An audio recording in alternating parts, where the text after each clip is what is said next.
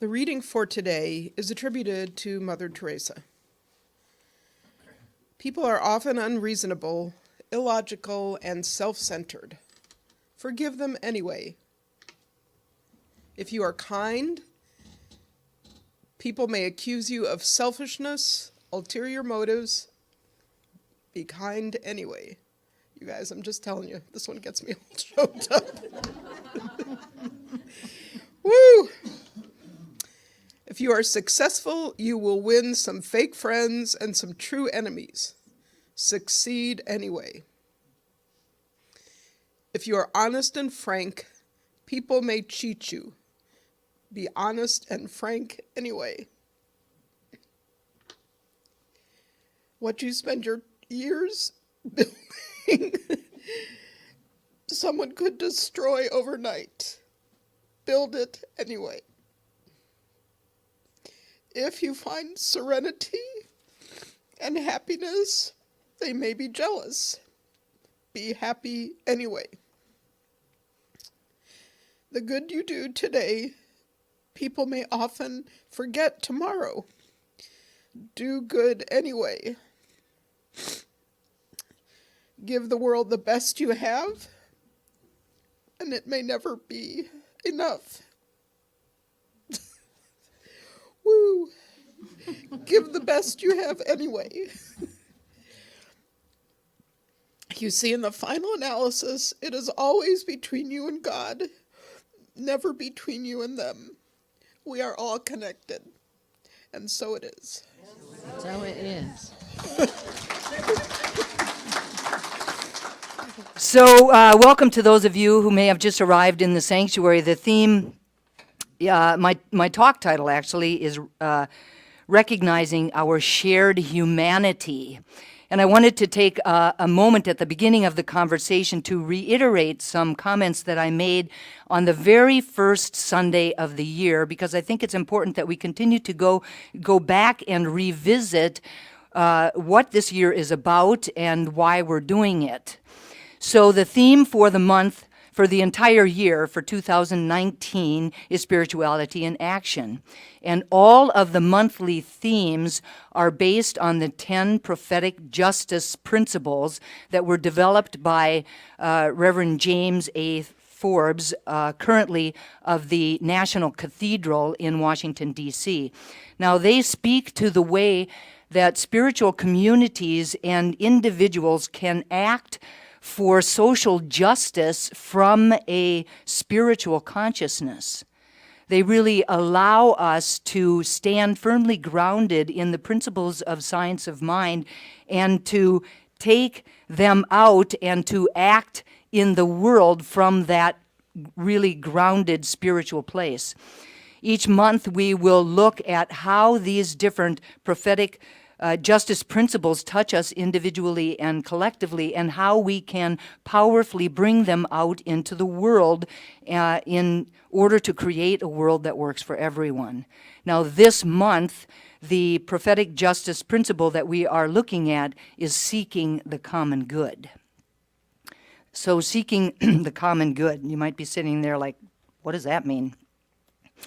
Simply put, seeking the common good is the idea of pursuing actions and conditions that allow all individuals in any particular community to really flourish. So this means all of our communities, our families, our friends, our workplaces, our state, our country, and the entire human community.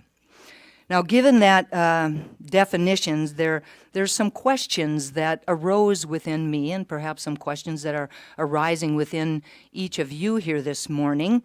What common good? Whose common good? Can what is good for any particular group of people actually be good for all? And if a choice is made for a particular common good, does it actually serve each and every individual? It appears, as I'm sitting here looking from the outside in, that it really just seems all too complicated to talk about. But talk about it we must, because We are in a time in our lives in which we must come together. We must come together in ways that are productive, in ways that are inclusive, and in ways that inherently move the world forward in a really positive way. We have to talk about these things. Now, all things that are truly good are common goods, and they're meant to be shared and enjoyed by everyone. So if a conversation about the common good reminds us of that truth and actually shapes the way that we live with our neighbors, then it will dramatically change the world that we live in. A conversation could just simply change the world that we live in, given the right conversation.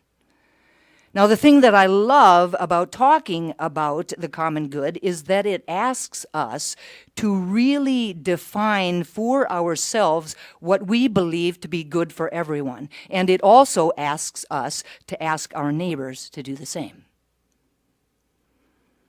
In a time when many conversations between people with conflicting or differing convictions seem to end before they begin, we just need more conversation starters.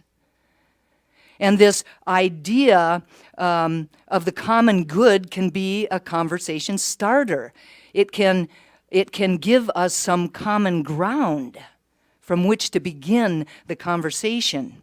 Now, we might not agree with our neighbors, but the common good is a conversation starter and not a conversation ender.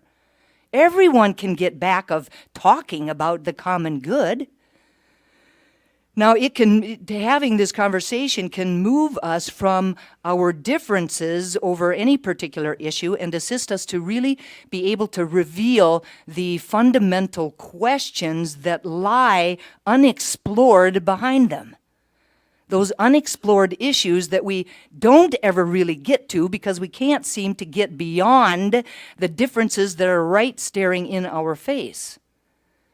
We need to look at those unexplored issues and have a conversation about them. The common good, however, is a matter of choice.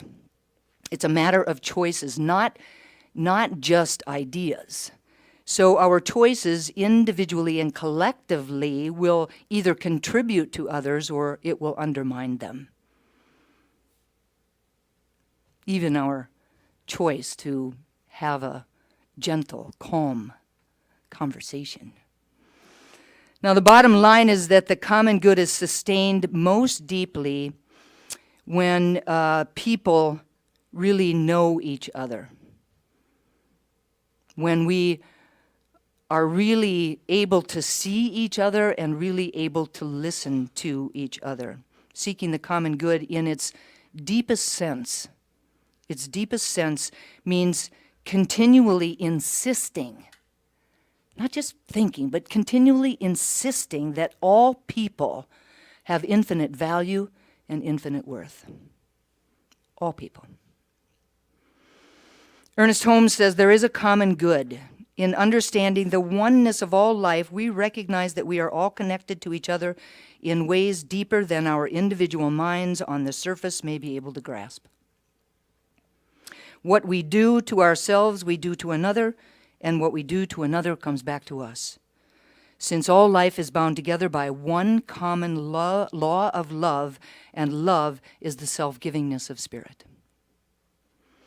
So in the simplest sense of this idea of the common good is God or love.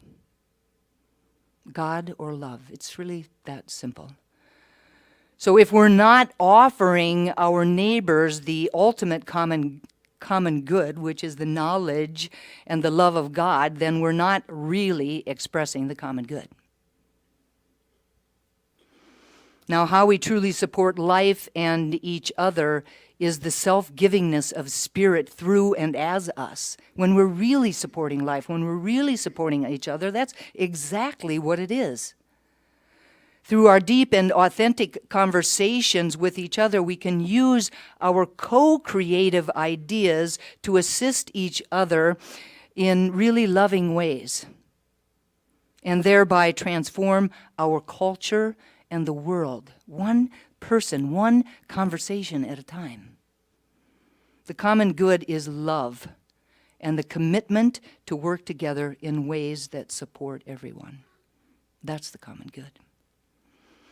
So we begin to seek the common good by understanding the principle of oneness. Now, last Sunday I spoke about oneness. It's defined as the state of being unified or whole.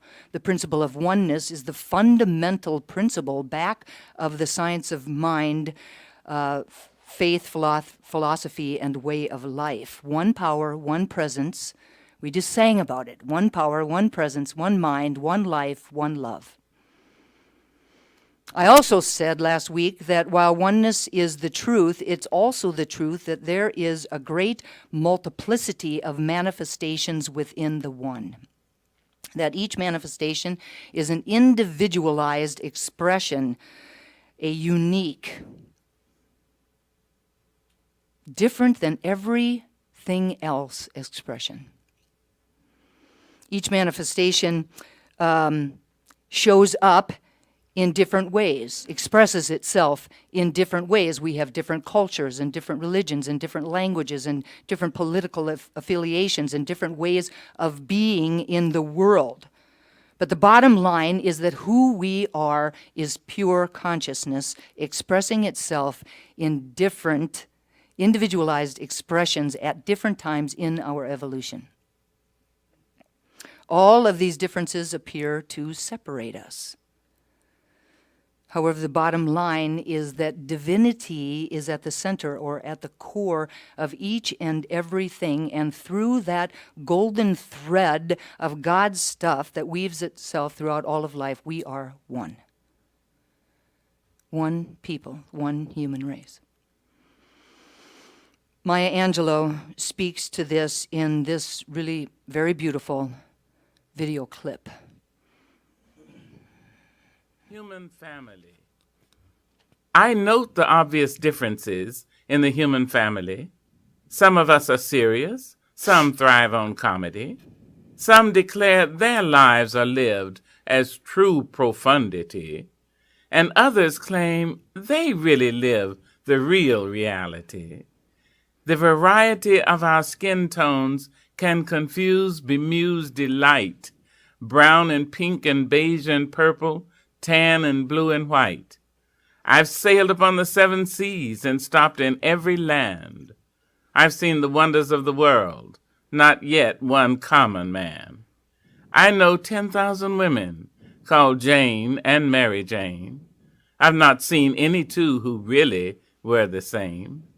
Mirror twins are different, although their features jibe, and lovers think quite different thoughts while lying side by side. We love and lose in China, we weep on England's moors, and laugh and moan in Guinea, and thrive on Spanish shores. We seek success in Finland, are born and die in Maine. In minor ways we differ, in major we're the same. I note the obvious differences between each sort and type, but we are more alike, my friends, than we are unalike. We are more alike, my friends, than we are unalike. We are more alike, my friends, than we are unalike. Mm-hmm. It's beautiful.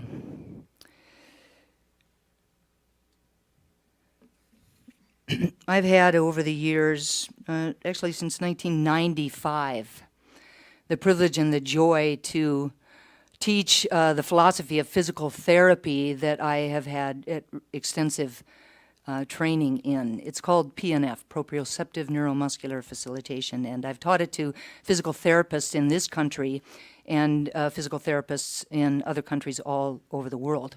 Now, The thing that I noticed is that while the culture or the topography or the climate or the religious beliefs or the socioeconomics or the perceptions or the educational experience that I witnessed in Brazil, Korea, Japan, Canada, Poland, and the United States was very different from one country to the next. That the people, just like Maya Angelou said, were more alike than they were different. Yes, they looked different and they spoke different and they dressed different and the way that they interacted with me was very different. But they all had dreams and desires and fears and worries and stories that sounded very much alike. They all wanted to be happy and fulfilled and, excuse me, and respected and heard and connected and loved.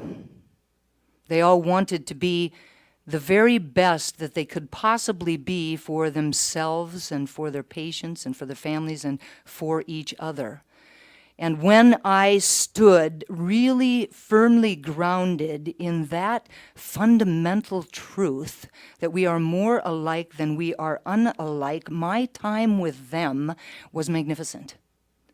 It flowed with grace and with ease from the beginning to the end of it, and I was typically there for a couple of weeks at a time. And whatever it was that seemed to separate us just simply dissolved. The more I sat with them, the more I listened to them. The Dalai Lama says, whether people are beautiful and friendly or unattractive and disruptive, ultimately they are human beings, just like oneself. Like oneself, they want happiness and do not want suffering. Furthermore, their right to overcome suffering and be happy is equal to one's own.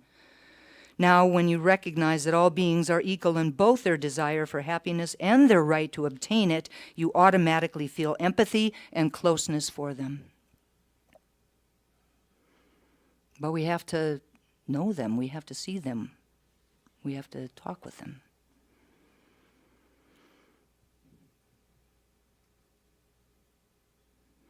The bottom line is that it takes really awareness and intention and mindfulness and practice to really live from our shared humanity.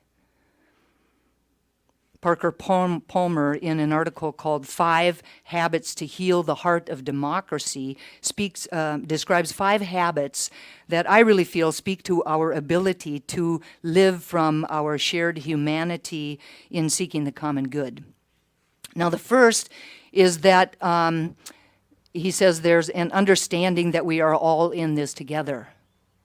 Now, people from the fields of biology or ecology or economics or ethics or the great master teachers of all of the sacred faith traditions have all really given voice to this theme. Despite our illusions of separation, we are a profoundly interconnected species, entwined with one another and with all forms of life. We must embrace this simple fact that we are dependent upon and accountable to one another, and that excludes no one and no thing. No one. The second habit is an appreciation of the value of otherness. Now, it's true that we're all in this together, and it's also true that we usually kind of go around gathered together in tribes, and that thinking of the world in terms of us and them is one of the many limitations of the human mind. But the really good news is that us and them doesn't have to mean us versus them. It doesn't have to mean that. Instead, we are encouraged to invite otherness into our lives, to make them more expansive, to open our minds to new ideas and our hearts to compassion. Each and every person has something to contribute to the whole, or we wouldn't be here. Each and every person is a unique puzzle piece that is necessary to the whole puzzle, to the whole picture. The third habit is an ability to hold tension in life-giving ways. Now, our lives, I'm sure you can agree with me, our lives, even though, we always say, oh, it's all good, it's all good, it's all God, it's all good. But, in our human form, what we experience is some tension and some contradiction. And that could look like the gap between our aspirations and our behavior, or the gap, to observe when we have observations and insights about what's going on in the world that we can't justify because of our own beliefs or our convictions about something else. So if we fail to hold the tension and the contradiction in life-giving ways, then these tensions and these contradictions will ultimately shut us down. And they'll ultimately take us out of the conversation. But when we allow just to sit and take a deep breath and allow the tension and the contradictions to really expand our hearts, they can really open us up and allow us to enhance our own life and allow us to enhance the life of others. Just take a deep breath and allow ourselves to sit with those tensions and those contradictions for just a moment, to let them expand our hearts. The genius of the human heart lies in its capacity to use these tensions and contradictions to generate insight, energy, and new life. Our world's going to always be the same, if we keep thinking the same things, keep having the same beliefs. So something has to shake it up, and sometimes it's these tensions and these contradictions that allow us to think a new thought. The fourth habit is a sense of personal voice and agency. Now, the energy and the insight that we gain by our ability to hold the tension and the contradiction in really living in life-giving ways allows us to recognize possibility, allows us to see possibility in our life, allows us to really allow a new life to rise up within our experience of life. It allows us to speak and act out of our own version of the truth. But Parker Palmer says that we have to do this with humility. And by humility, he says, by humility I mean accepting the fact that my truth is always partial and may not be true at all. So I need to listen with openness and respect, especially to the other, as much as I need to speak my own voice with clarity and conviction. It's possible for us, it really is possible for us, young and old alike, to learn how to speak, to find our voices and to learn how to speak them, and to know, to really experience the satisfaction that comes from being part of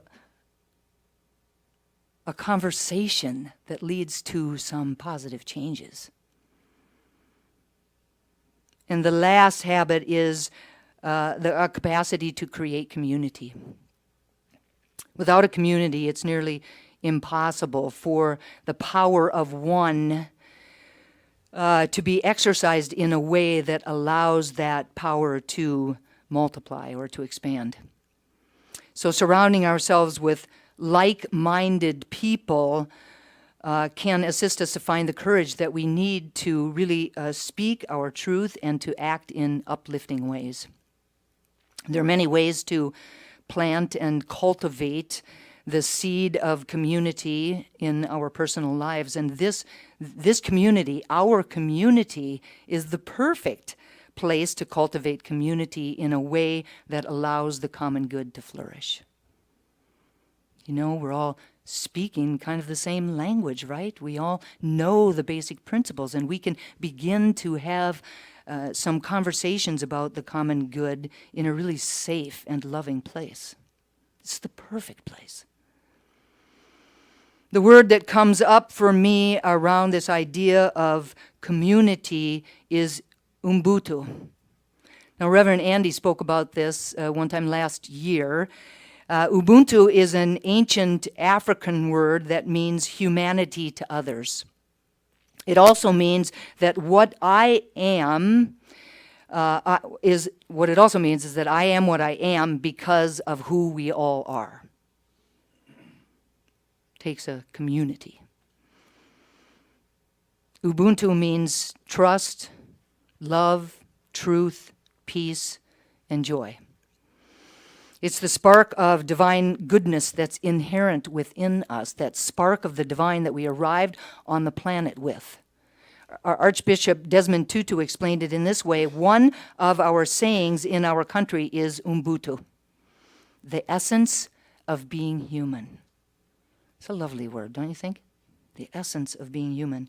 Ubuntu speaks particularly about the fact that we can't exist as human beings in isolation. It speaks about our interconnectedness, or about the belief in a universal bond of sharing that connects all of humanity. It speaks to compassion, respect, harmony, dignity, and love. The Dalai Lama says, recognizing our shared humanity and our biological nature as beings whose happiness is dependent on others, we learn to open our hearts, and in doing so we gain a sense of purpose and a sense of connection with those around us. Now, I know that sometimes finding the common ground or the common good with another person can feel like an insurmountable task. We can at times seem so polarized, religiously, politically, socially, culturally, racially, sexually, so many different ways that we can, seem to polarize ourselves.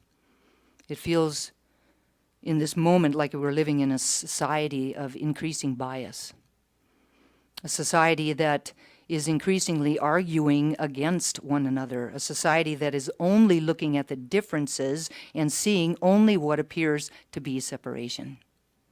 A society that increasingly seems to distance themselves from the simple fundamental truth that we are all part of one human family. The challenge, however, is that in some moments we don't always remember this truth. And we don't always live our lives from this really fundamentally important context. We are one, recognizing our shared humanity. So the invitation today is to remember our oneness, to see the face of God in everything and everyone, to remember without judgment that everyone has inherent value and is integral to the whole. To see beyond the external differences and begin to take the time to recognize all of the ways that we are more alike. The invitation is to be curious enough to ask the deeper questions and open and receptive enough to listen, to really listen to the answers, even when we don't agree with them. Seeing the common good invites us to give the same grace that we receive from God to ourselves and to everybody else. Recognizing that everyone makes mistakes, and finding the compassion to forgive ourselves and each other. The invitation is to recognize our shared humanity and to remember that we are more alike than we are different, and that what unites us will lead us to the common ground and a world that works for everyone. So please repeat after me. I recognize our shared humanity. and seek the common good from that truth. And so it is. And so it is. Please turn within.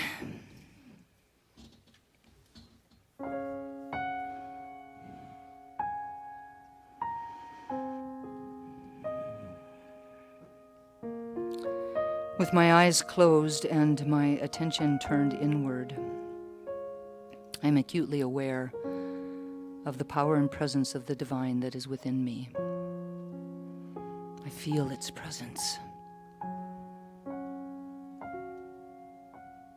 I wrap myself in a blanket of its peace, of its unconditional love, of its boundless joy. I know that I am one with it. Of that I have no doubt.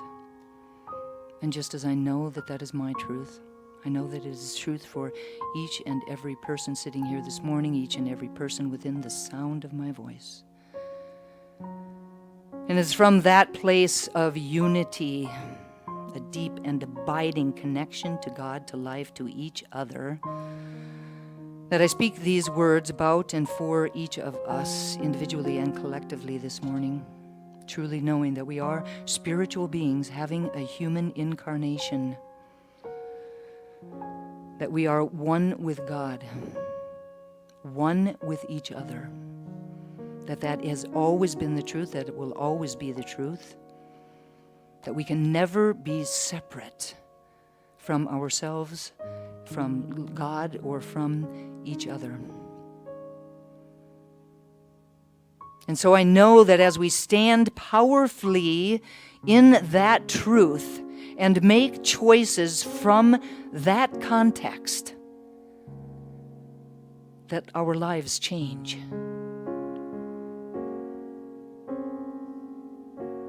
That we allow ourselves to see beyond the external differences and take the time to really know the people in our lives, to really know and explore who they are and our deep connection with them, to listen without judgment, knowing that it is those places in which we hold the tension and the contradictions that exist in life in a life-giving way, that our lives shift, that the world shifts and becomes common ground for the common good. It is our shared humanity that allows this to happen. And I'm so grateful to speak these words, so grateful to know the truth. So grateful for the power of prayer, knowing that these words are loosed into a law that only ever says yes, that my words are clothed in form even as they are spoken. And so I speak them and I release them, letting go and letting God be God. And I invite each of us to anchor these words for ourselves and for each other simply by saying, and so it is, and so it is. Thank you all.